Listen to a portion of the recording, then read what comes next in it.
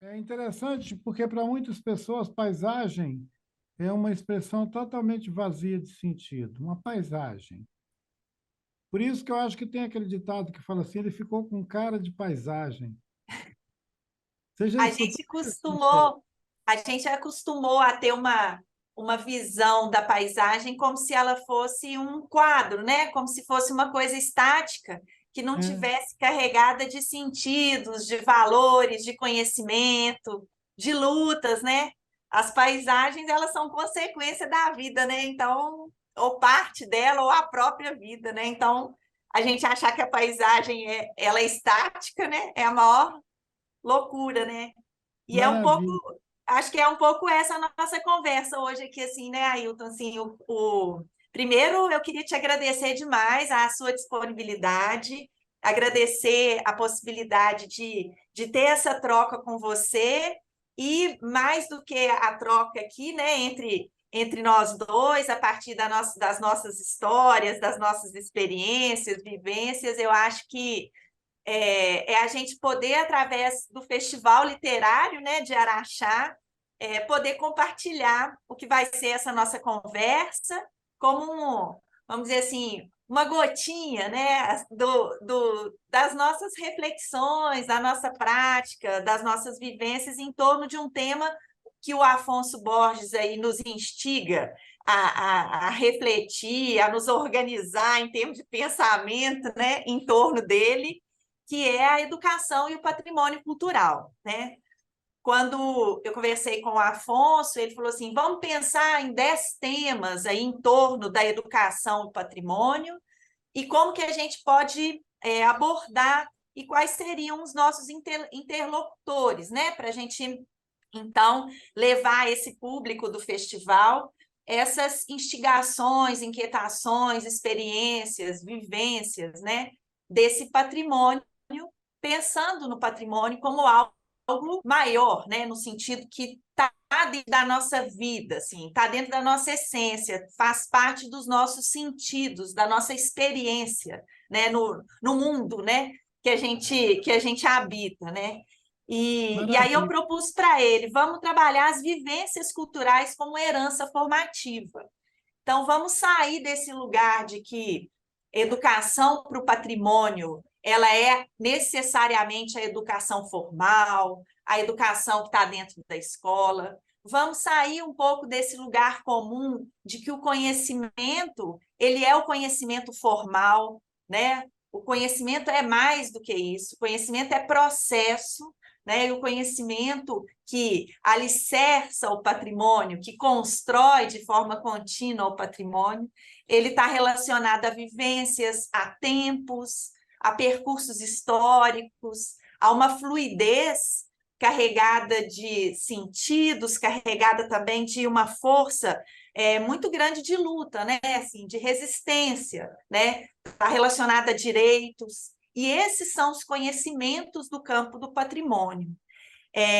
Então, a ideia é um pouco a gente trabalhar a partir, né, dessa construção desses conhecimentos, e quando a gente pensou no você, eu acho que é um pouco representando essa sua trajetória de pensamento e de prática em torno da construção de um pensamento, de um conhecimento que está no seu lugar, do seu povo, mas que também dialoga, né, com o olhar a partir de outras vivências e de outras formas de percepção do mundo, né?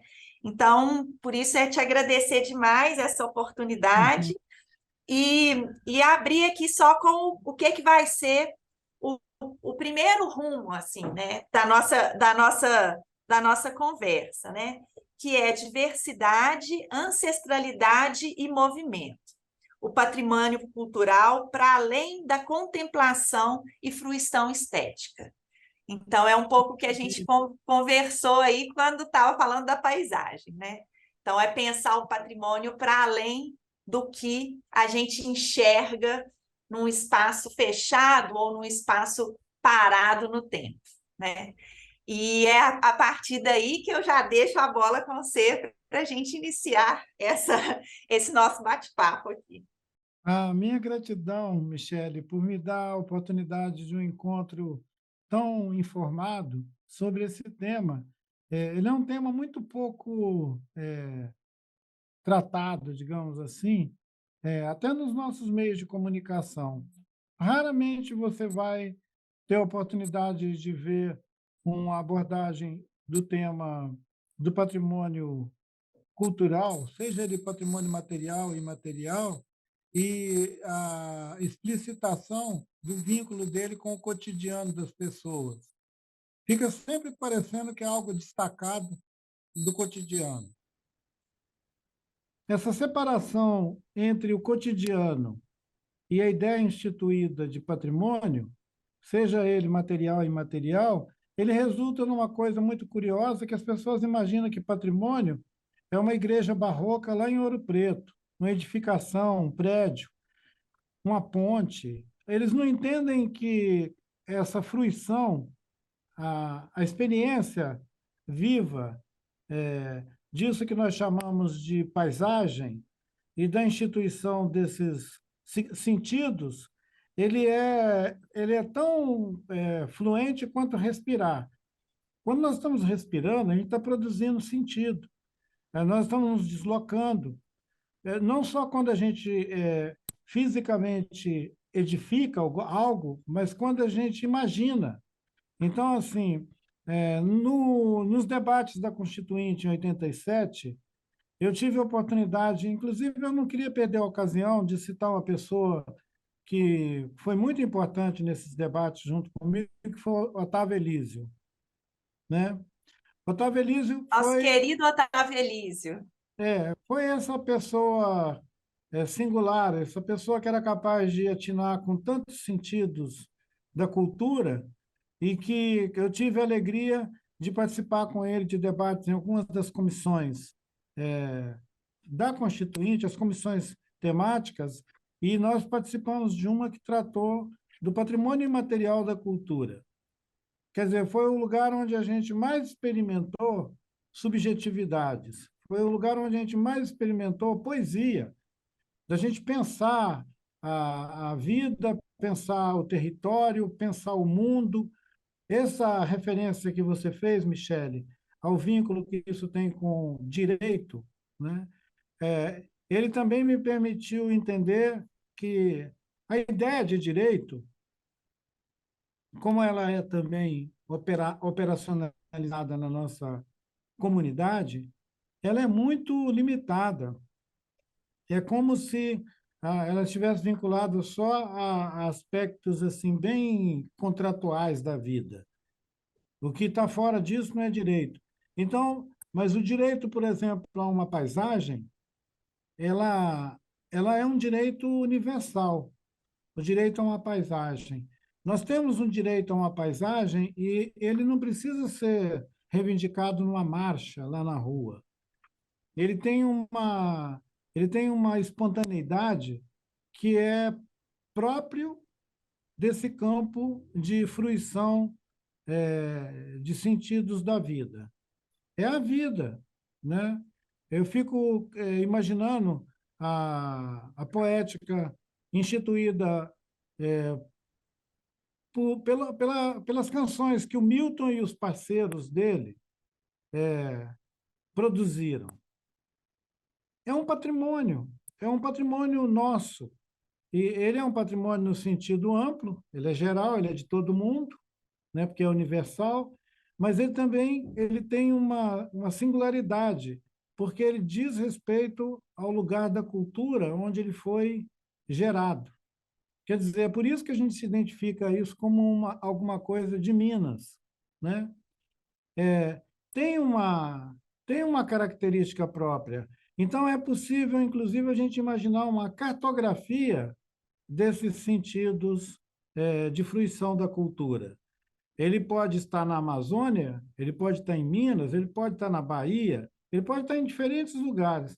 E como eu gosto sempre de acrescentar alguma graça nesses comentários, eu me lembrei de uma história, falando em Minas e tal, lembrei de uma história que dizem que Milton Nascimento convidou o Caetano para visitar Tiradentes, Mariana, Ouro Preto, visitar algumas das nossas heranças culturais assim mais significativas, onde está presente o barroco. Esse barroco que também tem na Bahia. Então, o Caetano, depois de resistir muito, aceitou o passeio com Bituca e foram aos Profetas, né? Foram às igrejas maravilhosas de Ouro Preto e um dia de passeio, 2 dias de passeio e o Milton estava esperando algum comentário do Caetano, porque eles falavam de tudo, mas nenhum comentário. Aí, finalmente, o Caetano concedeu o seguinte comentário: Ah, é tudo Bahia. Olha só, Então, eu fiquei imaginando, né? De onde é que Caetano tirou essa, de que todo esse barroco, toda essa constelação de imagens, de espaços instituídos ao longo da história, que coincide com o período colonial mais antigo nosso, né, que instituiu o barroco, por que ele vai achar que isso é tudo Bahia? Né? O que isso tem a ver com essa nossa conversa sobre paisagem, né? Como que a ideia de uma paisagem pode transbordar das fronteiras entre Minas e Bahia e se instituir amplamente assim? Quer dizer, onde tem barroco, acaba se expressando uma paisagem que a gente podia dizer contínua. Então, é muito interessante essa, essas observações que uma conversa dessa proporciona. aham, E relacionar isso com a ideia da transmissão do conhecimento, com isso que a gente chama de educação, esses processos, ela, ela exige uma atenção tão apurada, porque são limites muito sensíveis. Eu, na verdade, sinto que, a menos que haja uma disposição de público, de uma audiência, a entender o assunto, a maioria das pessoas vão passar ao largo. Vão escutar, vai ser uma conversa ilustrada, mas não vai dar liga. Quer dizer, no aham. sentido da educação, né, a experiência de transmissão, se ela não der liga, vira ilustração. Você ouviu uma palestra, ouviu uma aula que é muito interessante, muito bacana, mas não te toca. Não muda a sua maneira de estar dentro de um lugar, não muda o seu olhar em relação a determinados atributos disso que a gente poderia chamar patrimônio, de patrimônio cultural. E eu fico muito feliz da gente poder compartilhar essa conversa com pessoas que talvez não tenham o mesmo privilégio que você e eu, em certo termo, tivemos de estar engajado no debate que foi instituindo normas, que foi dando diretrizes, que foi estabelecendo processos de reconhecimento, no caso do Brasil, disso que a gente chama de patrimônio cultural. E nós tivemos um avanço interessante desde a Constituinte, que foi a possibilidade de pensarmos o patrimônio imaterial da cultura, né? Ailton, então você estava falando para a gente dessa experiência de processos de formação que, de alguma forma, a gente teve o privilégio e tem o privilégio de acompanhar, pensando no que é o patrimônio cultural, né? Então, você estava falando para a gente assim, é importante a gente considerar que muitas pessoas não param para fazer essa reflexão, né? e que nós tivemos essa oportunidade, né, ao longo aí da nossa trajetória, de nos educar em torno dessa observação desses sentidos do patrimônio, né? E, ao mesmo tempo, fazer parte de discussões importantes que vêm ajudando, né, a educar o olhar sobre essa diversidade que o patrimônio cultural traz consigo, né? E aí você falou da importância que a Constituição trouxe no reconhecimento do patrimônio imaterial, né? Que por mais que ele já fosse vivido, que ele já fosse presente, que ele já fosse valor enquanto patrimônio para muitas comunidades, coletivos de cultura, processos culturais, ele ainda formalmente, né, na dureza da lei, não estava reconhecido, né? Era como se fosse só aquela paisagem parada, estática, reconhecida. E os outros sentidos formadores dessa paisagem e das vivências e processos que não se resultam necessariamente em paisagem estavam meio que deixados de lado, como se não tivessem importância ou como se não fossem os verdadeiros, vamos dizer assim, alicerces ou aquele fio, né, condutor que dá sentido e força ao que a gente chama de patrimônio cultural, né? E aí você começou, então, a falar desse processo do reconhecimento do patrimônio imaterial e da sua experiência na escrita de um livro. É, na verdade, foi a colaboração com meu amigo Youssef Campos na produção de duas obras já publicadas, e uma delas tem o título de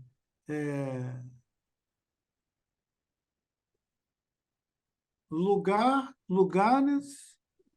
hum, Imagina você esquecer o título de um livro. Ah, mas são muitos aí, a gente esquece. Lugares de origem? Lugares de origem. Obrigado, você me salvou. Então, esse Lugares de Origem, ele está me surpreendendo, e também ao Youssef, por estar inaugurando uma ampla audiência desse tipo de debate que nós estamos agora fazendo aqui no Sempre um Papo. É muito interessante. Então, quem estiver nos acompanhando nessa festa literária vai ter a oportunidade de pegar de primeira mão, né, uma espécie assim de fortuna crítica desse lugares de origem e sobre como o tema do patrimônio ele pode ao mesmo tempo nos atinar com a ideia de direito, mas ele também pode ser uma oportunidade para gestores e governantes espertalhões abusarem do nosso direito. Porque se as pessoas não sabem que têm esse direito, as pessoas não reivindicam ele. Não reivindicam e nem atuam no sentido da sua proteção. Quando um governante decide assolar uma paisagem, digamos, a Serra do Curral, se ninguém entende que aquilo é um direito, vão ficar pasmos, vão se sentir ofendidos, mas não vão reivindicar, porque vão entender que existe uma espécie assim de um poder acima das nossas preferências que vai decidir se aquela paisagem muda ou se ela permanece. Me lembra o poema do Drummond, lá quando ele viu a Serra do Curral ser aviltada, e, e ele falava da tristeza de sentir isso. Agora, quantos dos seus contemporâneos acompanharam ele nessa reclamação?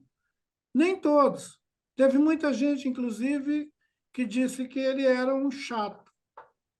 E Ailton, eu acho que você trouxe essa imagem, né, desse poema do Drummond, e eu acho que ela vai de encontro ao que a gente estava falando antes da paisagem, né? Porque o Drummond expressa isso muito bem. Não é só destruir uma paisagem no sentido estático dela, né? Que ele fala, né, que vai virar um quadro na parede.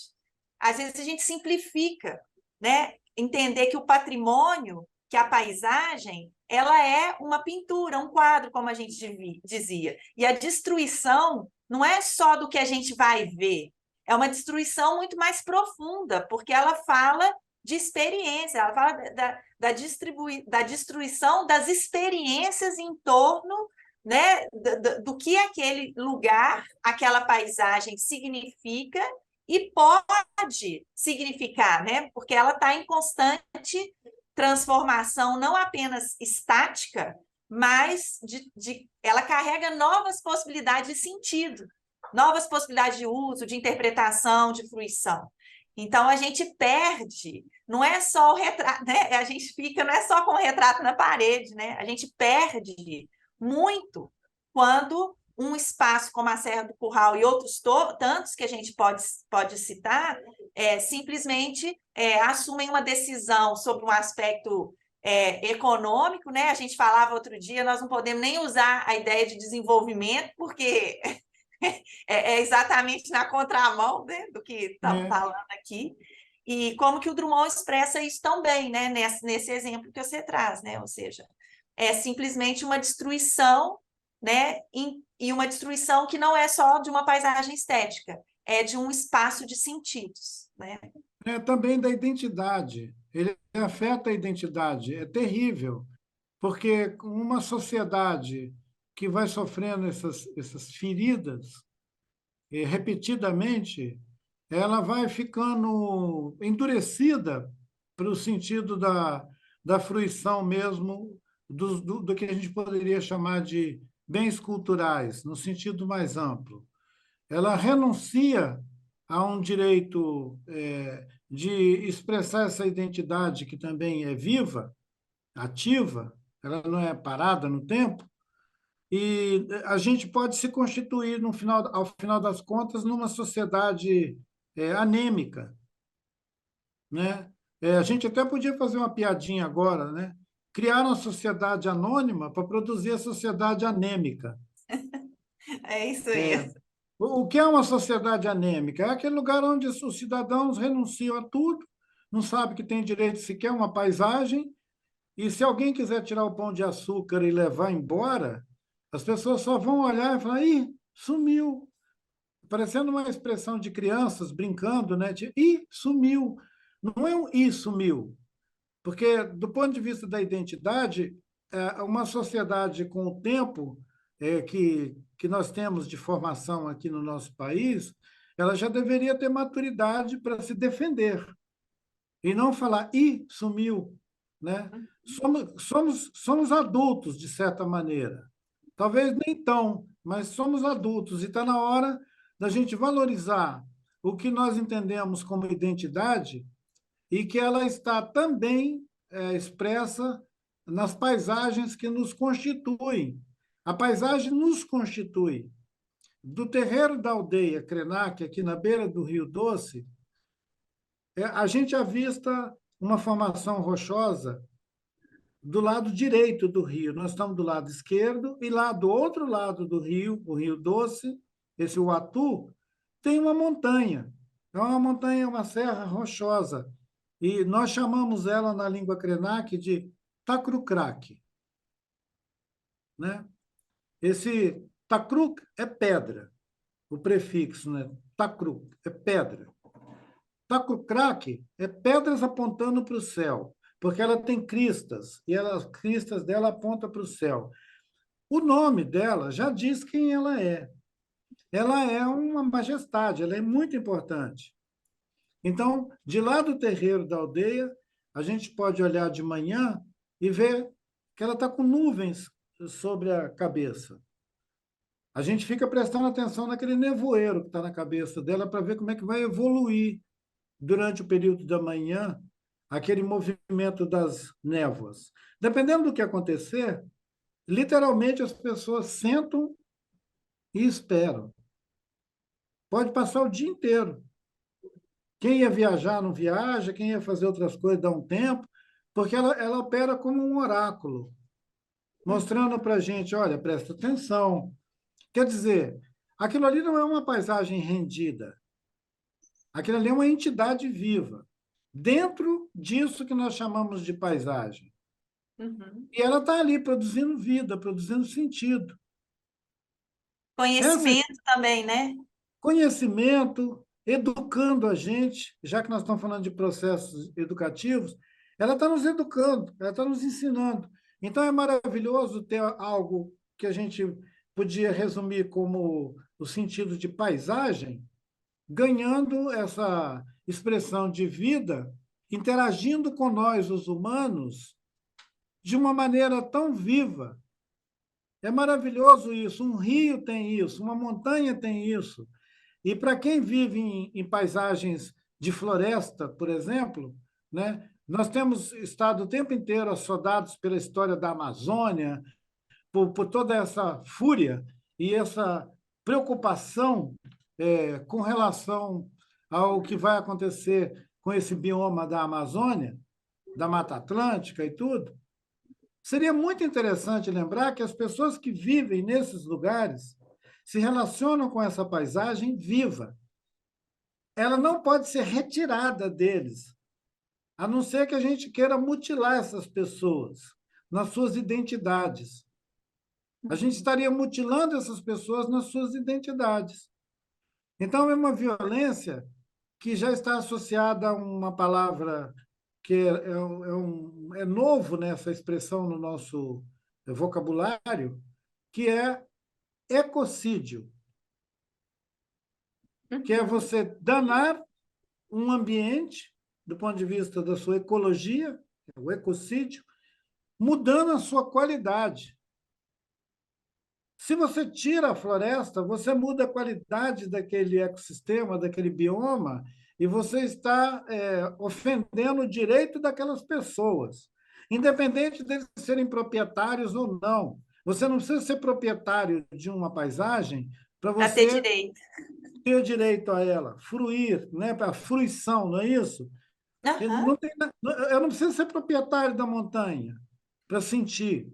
Assim como alguém não precisa ser proprietário do rio para sentir que ele é seu. Na nossa Constituição, inclusive, diz que nós temos direito a um meio ambiente íntegro. Se alguém ofende esses lugares de paisagem, eles estão afetando um direito nosso. Então, assim, é claramente explícito o vínculo entre a consciência de estar presente num território, num lugar, e o exercício desse direito. É muito importante que as pessoas saibam que têm esse direito, Uhum. porque senão elas renunciam a ele assim de bobeira.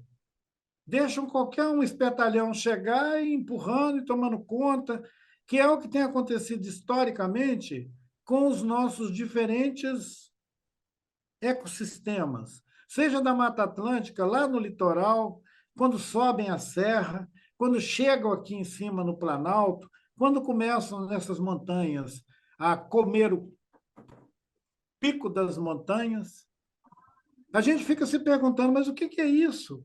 Nós vamos largar para trás o quê? Uma paisagem desolada, arrasada? E nós seremos o quê? Uma humanidade totalmente alienada, né? Assim, alienada do seu próprio sentido da cultura. E, para mim, aquilo que pode ser percebido como expressão material da cultura, ele poderia ser, talvez, a nossa introdução ao sentido de patrimônio. Mas a gente Ah, tinha que ir além dele para que as pessoas entendessem que essa é só a primeira percepção do que é experimentar a fruição de uma paisagem instituída, né? Porque a gente ajudou a fazer ela, construindo. Essa de pedra e cal. Né? O meu amigo Youssef me aplicou essa já há mais de 15 anos, dizendo: existe um patrimônio de pedra e cal. é. Aí eu falei: ai, que bom, você me deu a primeira lição sobre entender que, para muito além de pedra e cal, existe um patrimônio instituído antes da gente, com a gente dentro, onde nós fazemos parte, a gente não é só observador, e o nosso corpo passa a instituir também essa paisagem. Nós estamos dentro dela. Então, essa experiência é radical, a experiência de mover-se dentro da paisagem. E é maravilhoso porque ela me liga com outros temas da literatura, e já que nós estamos no meio onde No a gente está numa festival. festa literária, é bom a gente lembrar que nós estamos falando de coisas que estão presentes em muitas obras literárias.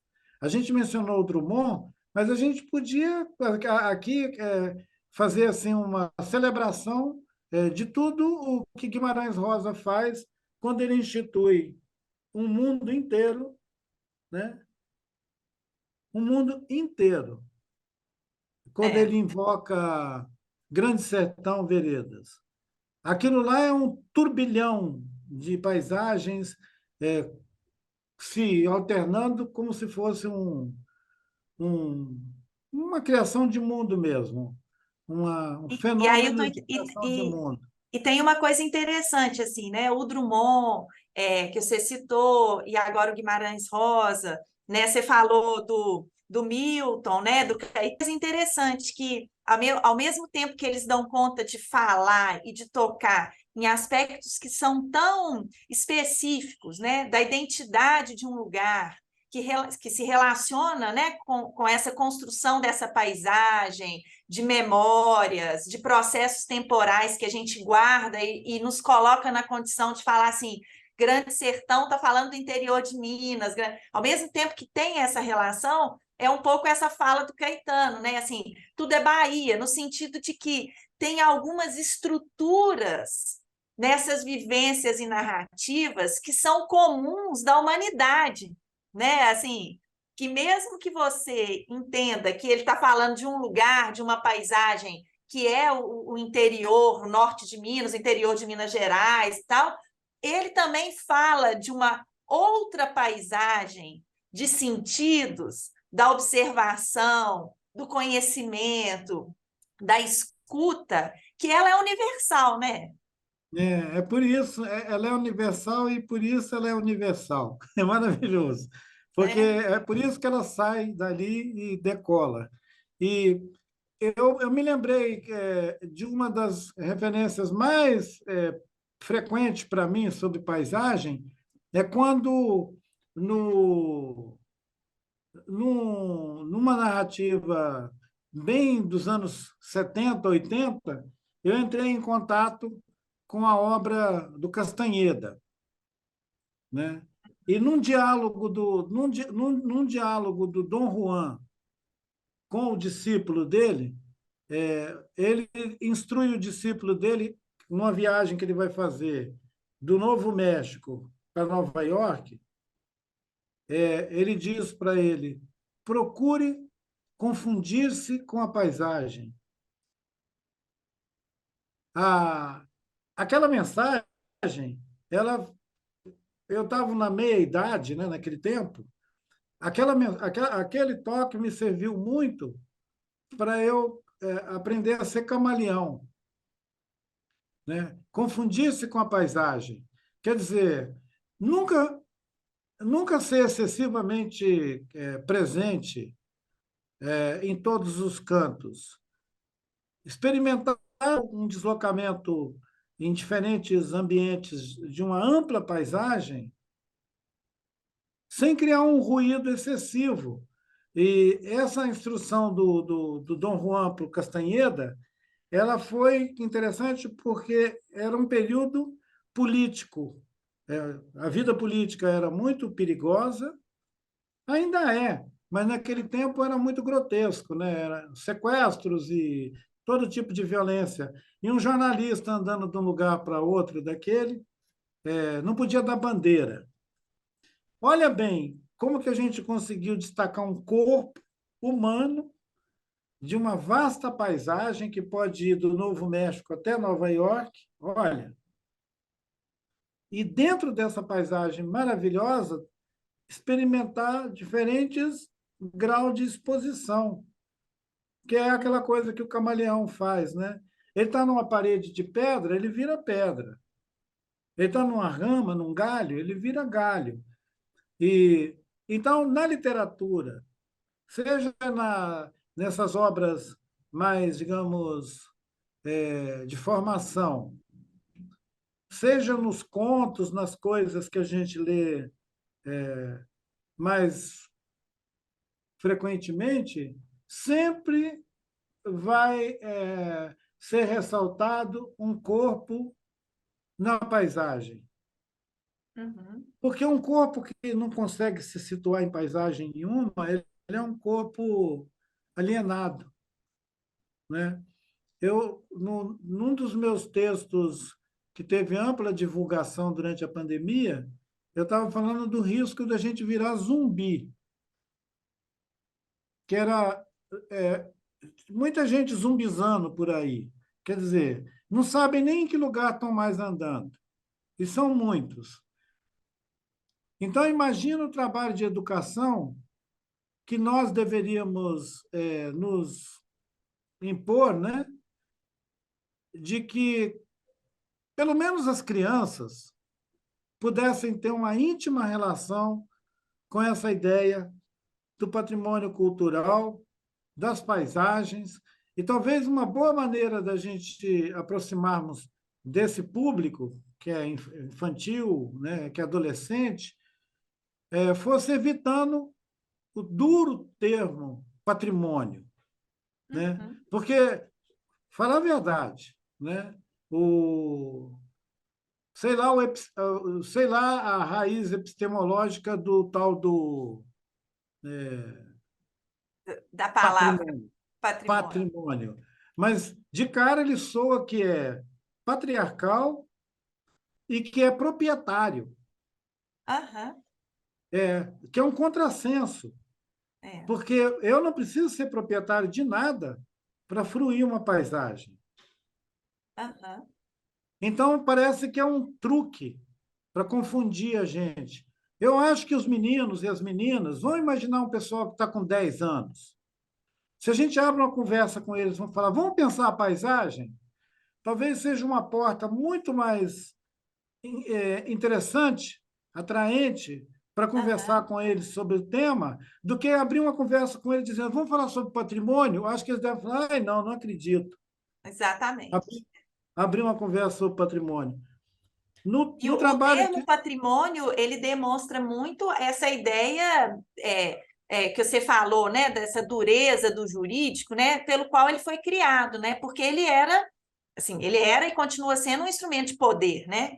Então, a ideia, né, de que o que o pai transfere como herança e o que tem valor e deve ser valorado pelo público, né, ou seja, pelo governo, né, tinha um pouco essa ideia, né, sempre, né, de dominação, né, essa ideia de uma história única, de uma identidade única, né, e na história que o nome patrimônio carrega, né, a gente ainda é, luta muito em função de processos educativos para desconstruir essa própria ideia, né? Ou seja, que é a necessidade da gente reconhecer as pluralidades das matrizes de formação humana, de vivência no mundo, né? E isso ainda é eu diria assim, é um desafio muito grande, Sim, porque nós temos uma ideia e uma palavra que eu acho que de alguma forma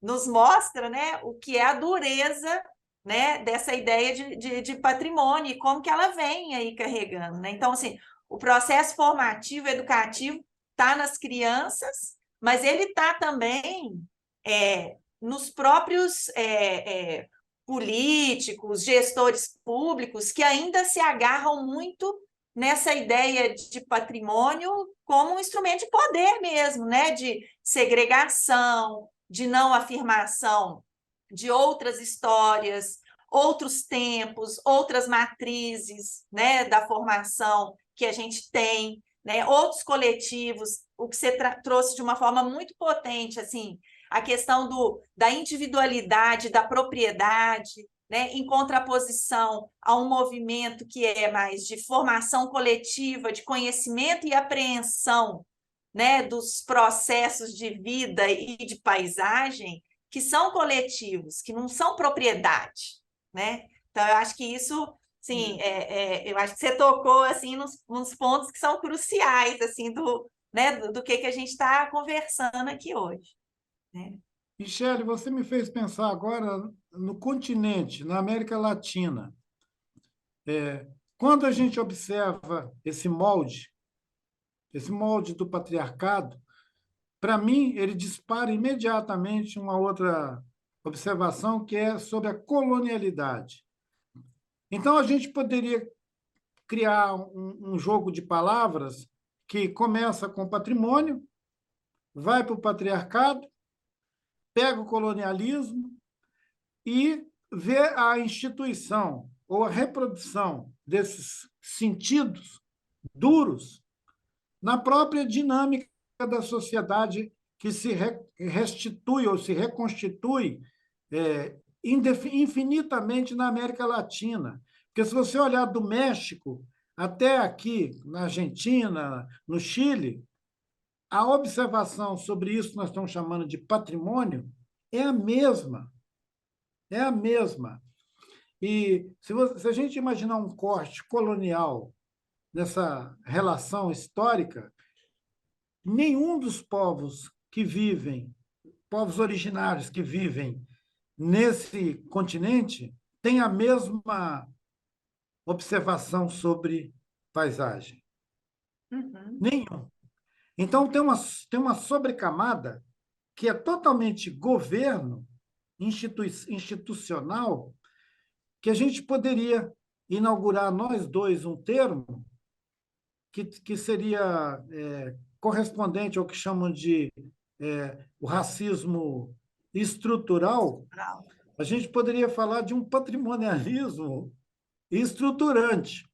Uhum. Ele cria uma ideia de patrimônio onde as pessoas estão fora. As pessoas estão fora. Quem está dentro é o proprietário, mesmo que esse proprietário seja uma instituição. Uhum. O IFAM, entendeu? A Uhum. Unesco. Então, assim, a Unesco põe uma placa em algum lugar e diz: isso aqui é patrimônio natural, isso aqui é patrimônio universal e tal, tal, tal. Põe uma placa. Quer Uhum. dizer, nós ainda estamos no século XXI, na era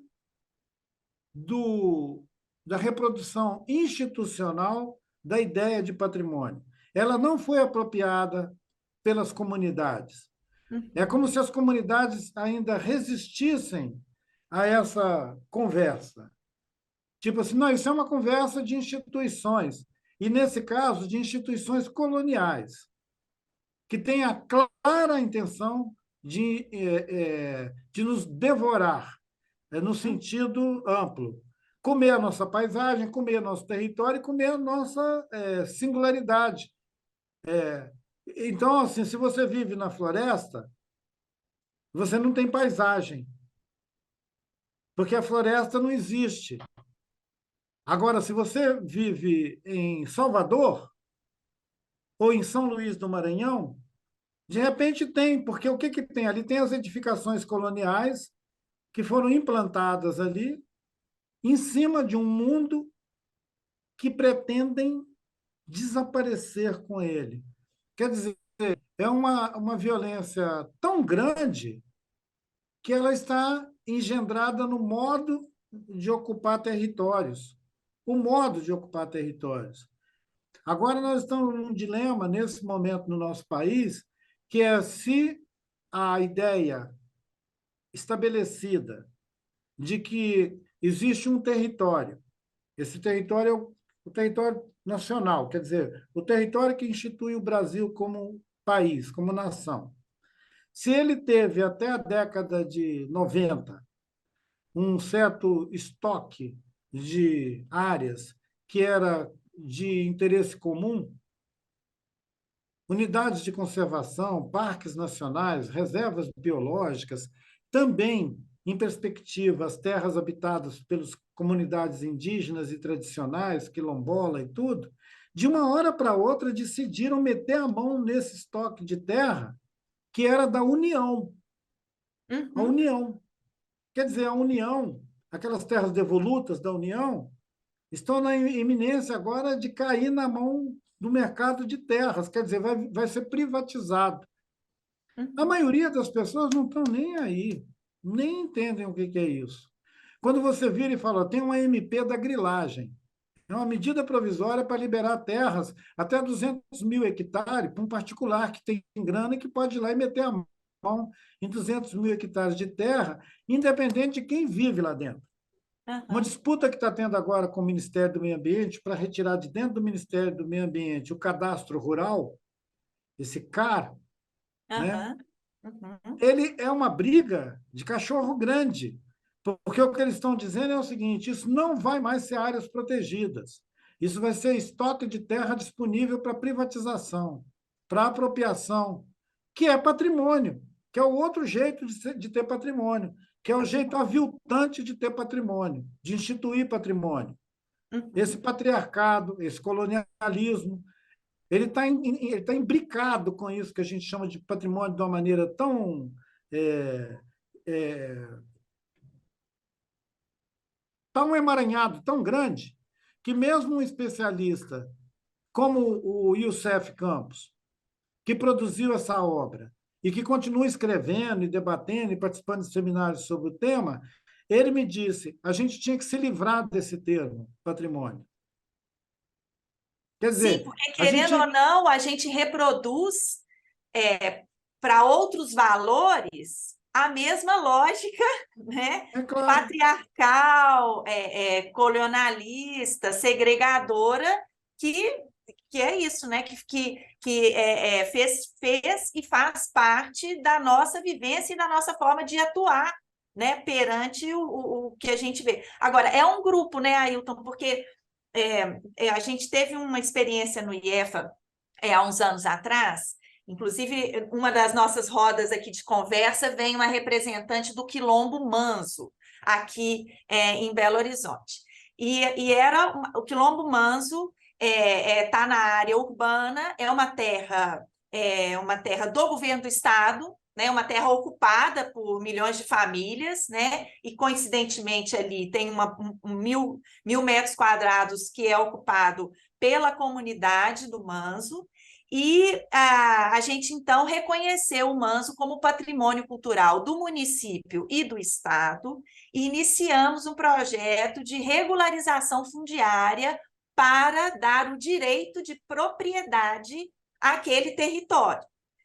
E aí o curioso foi que a matriarca, né, do Manso, ela foi à reunião do órgão de patrimônio, do IEFA, na época em que foi feita a decisão, né, pelo registro, pelo reconhecimento como patrimônio cultural, e ela falou assim: eu estou vindo aqui para me render a uma lógica e a uma linguagem de vocês, porque eu preciso do direito da vivência do meu território. Agora, ser reconhecido como patrimônio, ter essa terra titulada, isso é consequência de uma imposição, né?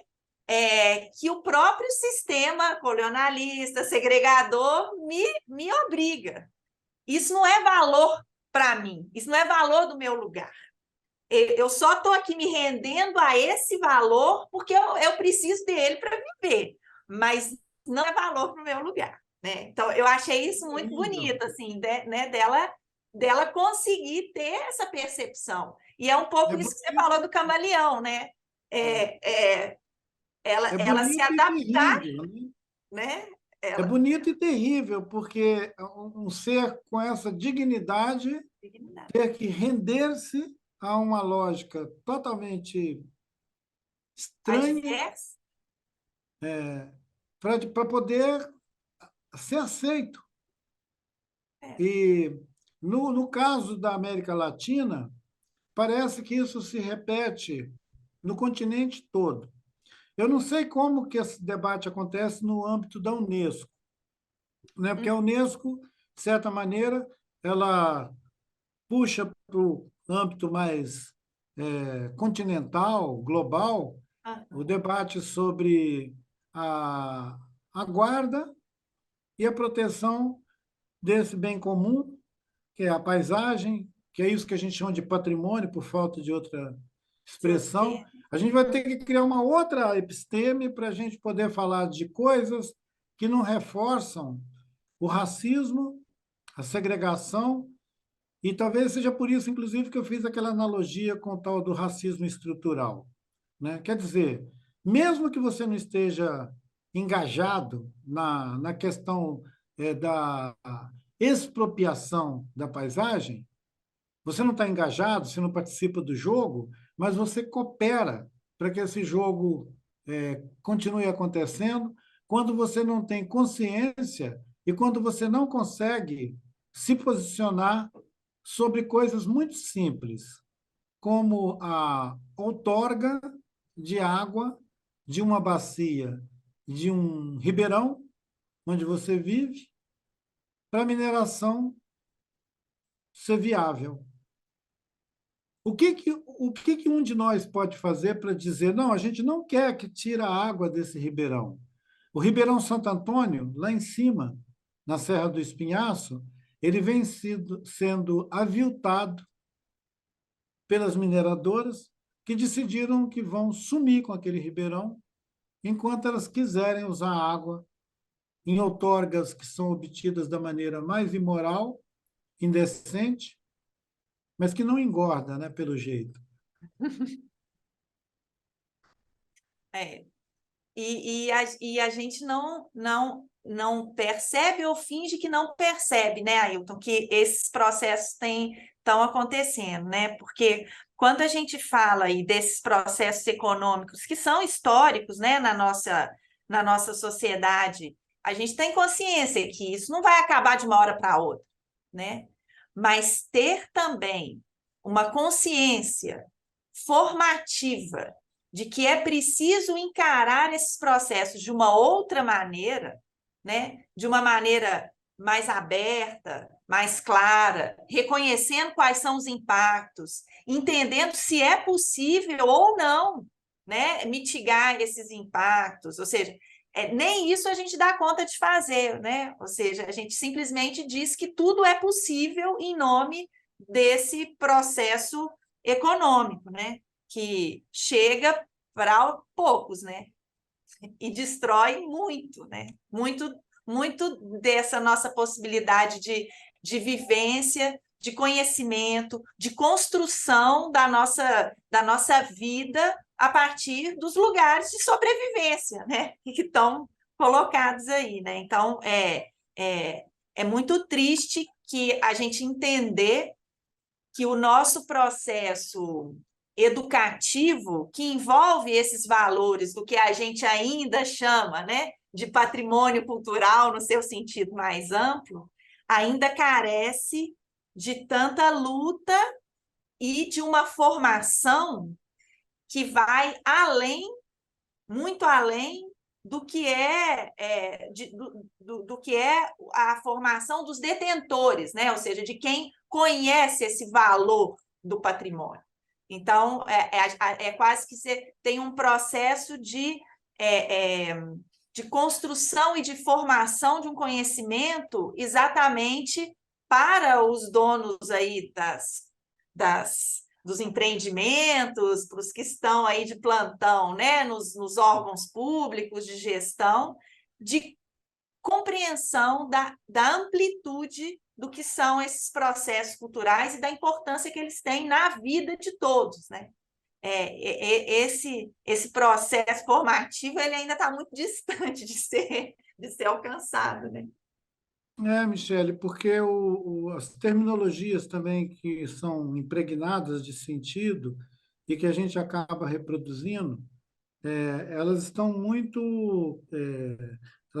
determinadas por uma operação que é o Estado, a agência, né, o agenciamento pelo Estado, as instituições do Estado, depois, por procuração, o setor empresarial, eles acabam operando em conjunto para instituir uma relação com a sociedade, onde a sociedade é subalterna.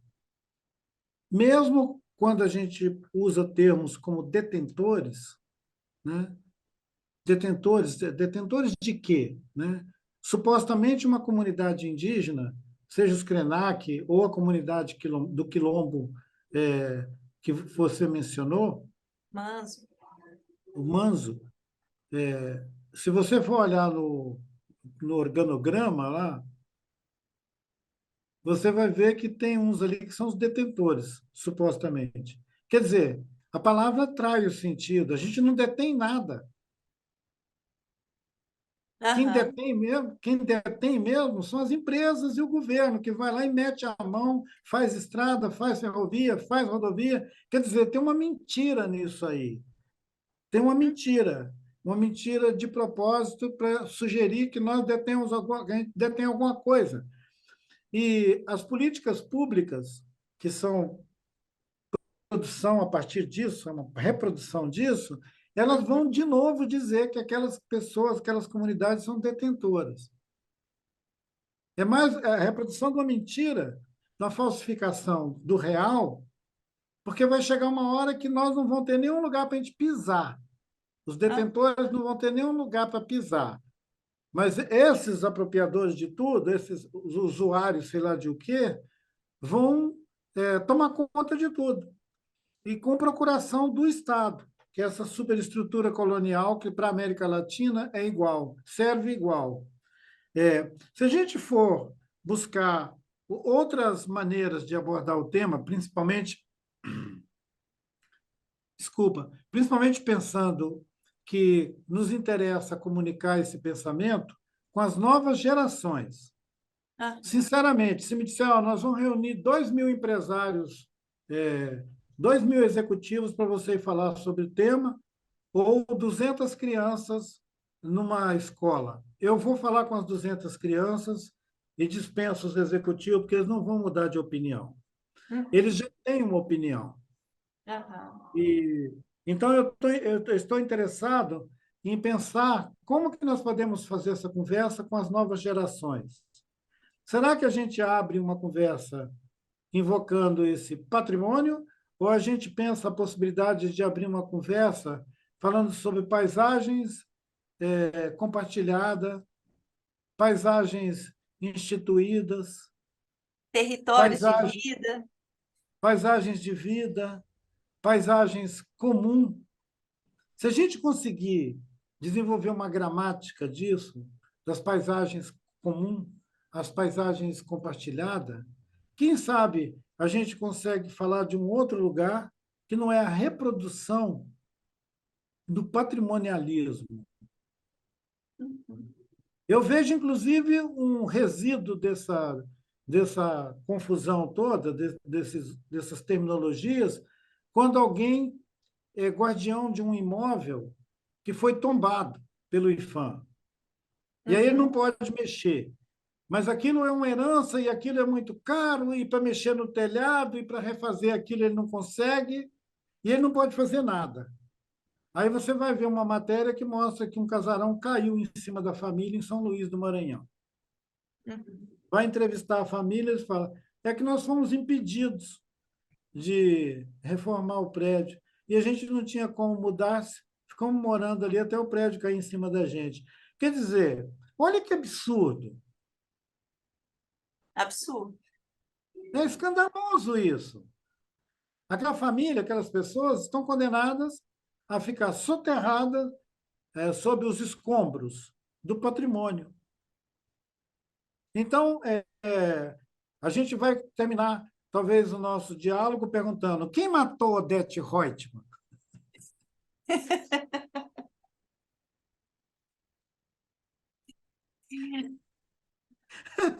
Ou isso, Falou de né? novela, a gente já falou de novela, a gente já falou de literatura, a gente já falou de direito, de patrimônio, patrimonialismo, dessa coisa toda. E agora a pergunta é: quem matou Odete Reutemann? Então, ou seja, o patrimônio é o maior, vamos chamar assim, né? É o maior risco, né? Para ele mesmo. Ou seja, É o maior risco para ele mesmo. Quer dizer, é uma ideia instituída contra si, é de uma burrice, é tão acachapante. aham. que a gente para que a gente para, né, dentro de uma lógica que não nos permite fluir a construção dessa nossa vivência, da nossa identidade, em diálogo, né, direto, junto com os espaços nossos de vivência, as nossas paisagens, os nossos territórios, seja a partir de qual lógica e de qual matriz de afirmação, de conhecimento, né, que a gente tenha dentro do nosso grupo, né, dos nossos lugares de vivência e diálogo, né? Assim, então, eu acho É, que um desafio mesmo, sabe, Alito? Eu acho que para a gente, então, caminhar aqui para terminar essa nossa conversa, porque realmente nós temos aí acho que nós conseguimos trazer muitos fios, né, para essa história, né, e deixar é, toda essa reflexão, né, para que ela seja de alguma forma apropriada também, né, e que essas leituras, escritas, observações, análises, né, sobre o que a gente ainda chama, né, de patrimônio cultural, é, é, possa trazer alguma coisa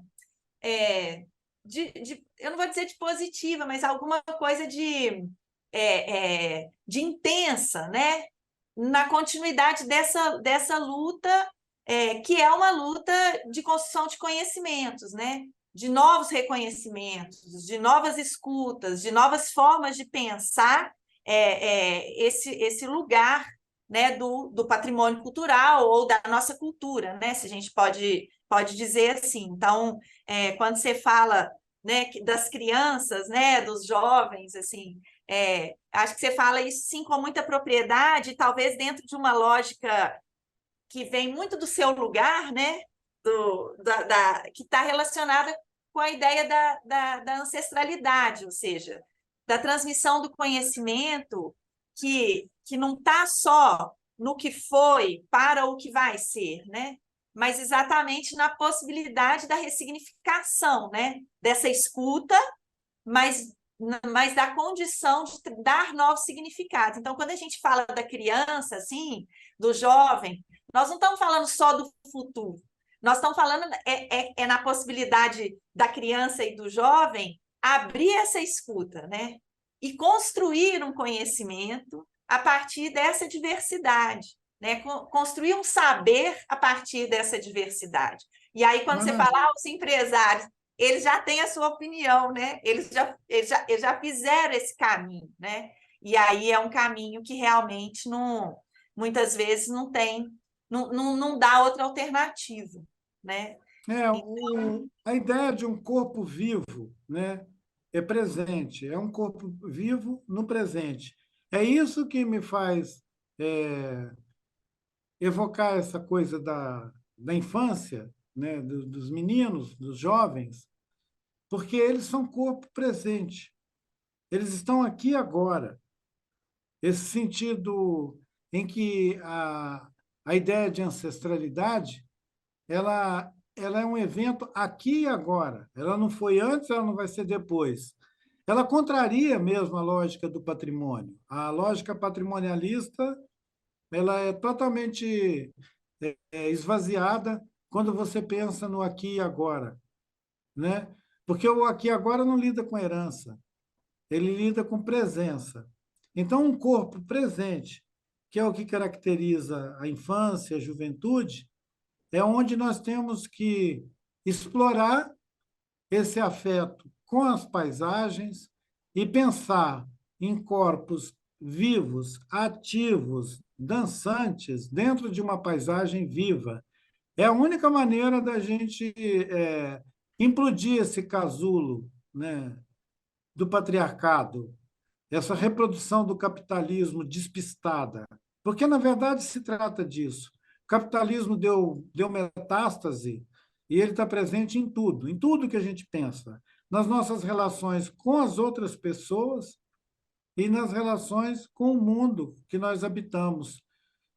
Eu tive a oportunidade de fazer uma apresentação de um podcast Ele pode ser acessível para quem quiser assistir, e a gente fala de patrimônio imaterial da cultura.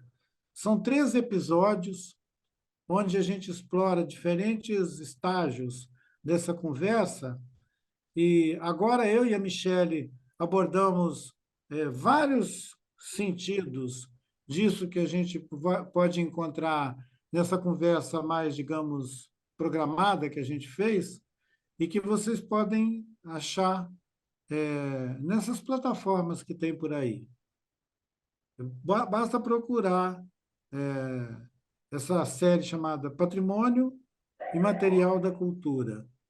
E eu gostei muito de fazer, foi junto com o Youssef Campos e com outros colegas que promoveram a iniciativa. Eu gostaria até de estar em condição de mencionar as pessoas que proporcionaram a situação da gente fazer essa série, mas eu convido vocês a buscarem e vocês vão gostar de poder desenvolver o assunto. Como a Michele disse, não é em uma conversa que a gente vai conseguir fazer a transição desse lugar de pensar patrimônio, mas vamos considerar que ele pode ser uma série. A gente começou uma conversa, a gente podia refletir sobre essa conversa a partir, inclusive, do roteiro que a gente já deixou nesse podcast que vocês vão poder buscar em algum momento.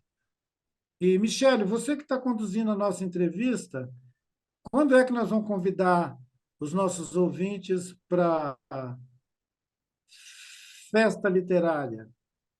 Pois é. Então, a Festa Literária de Araxá, ela começa em julho, no dia 5 de julho, tem a abertura. Ela pelo que o Afonso Borges falou, um desafio, né? Porque ela saiu de um lugar que era uma festa literária presencial, teve que enfrentar, né, esse processo todo do distanciamento em relação ao período da pandemia, e aí ela retoma agora de novo nesse processo agora híbrido, né? Ou seja, a gente tem o presencial a partir do dia 5 de julho, né, em Araxá, ocupando vários espaços, paisagens, né, territórios ali da cidade de Araxá, trazendo temas em torno do patrimônio cultural e da educação, mas que, claro, se ampliam, né, numa festa literária, na produção literária, nas discussões que vão acontecer ali.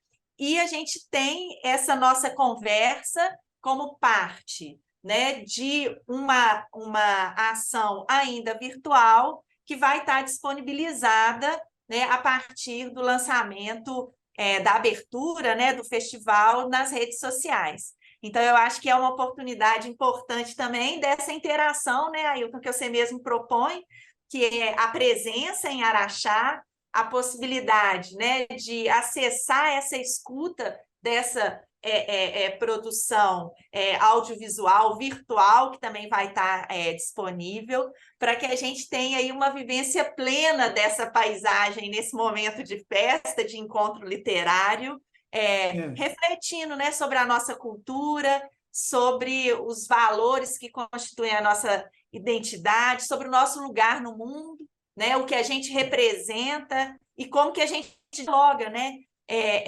sobre as perspectivas eu acho que no final é isso, né, é salvar, né, a nossa existência, seja ela presente, né, seja ela dentro de uma continuidade desses fluxos, né, que são fluxos naturais, né? Então, assim, queria te agradecer demais pela oportunidade da gente ter tido essa conversa e, claro, esperar que a gente se encontre em outros cursos de rios, né, por aí, para a gente continuar alimentando, né, esse espaço que eu acho que ele é tão importante, tão caudaloso, né, que é essa sensação o tempo todo, né, de presença, de vida, né, que faz exatamente essa nossa possibilidade de reflexão, de conhecimento, né, de cuidado, né, com os nossos pares, mas com o lugar maior, né? Que é onde a gente vive, né? Então, eu acho que Maravilha. esse é o nosso patrimônio, ou essa é a nossa principal força, né? Que nos move. Então, muitíssimo obrigado, viu, por essa nossa hora aqui de conversa, que com certeza vai abrir e ampliar aí os nossos percursos, os nossos caminhos. Que maravilha esse entusiasmo que você trouxe para o nosso encontro. Te agradeço muito, Michele. Tomara que a gente pode ampliar essa roda, que a gente possa chamar mais gente para essa conversa e que ela possa crescer, né? Florescer. Exatamente. Maravilha. Até Obrigado, querido. lembrando aqui das bordadeiras de Pirapora, né? Que elas têm uma narrativa tão bonita que é um tecido, né? E em cima desse tecido você convida, né? Você convida a bordar, né? As vivências, as paisagens, e é uma forma assim, né? De refletir e de trazer todo mundo para essa experiência, né? De olhar para aquele lugar, para aquele pano, né? E entender que ele está repleto de sentidos, né? De sentimentos e de vivências, né? Então é isso. Viva! Muito obrigado. Maravilha.